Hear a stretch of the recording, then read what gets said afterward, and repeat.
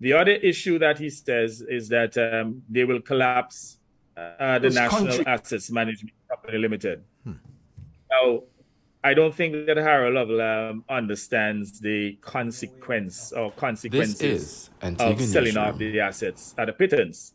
And we know that their history is to sell these assets at an undervalue. Now, when we haven't transferred all of the assets into National Asset Management Company as yet, but eventually we would have transferred state insurance. In fact, state insurance was recently transferred, even though it's not reflected in the 2018 accounts. It was recently transferred. WEOC will be transferred shortly too. We have shares in ECAB. We own 80% shares in Caribbean Union Bank. All those shares will be transferred. We also have 40% shares in Blue Ocean. Those shares will be transferred.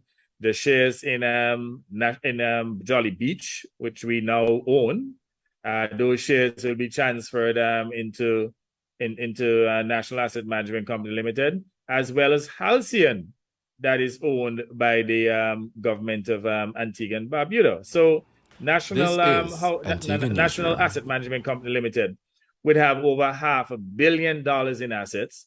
It gets a significant amount of dividends, funds that we utilize to fund education, healthcare, and other needs.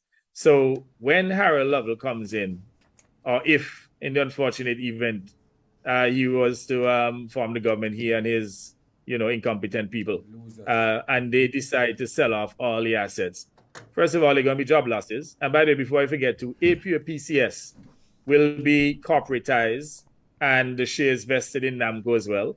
So people at AP are going to lose work. People at West Indies Oil Company will lose their work. Wow. People at State Insurance will lose their work.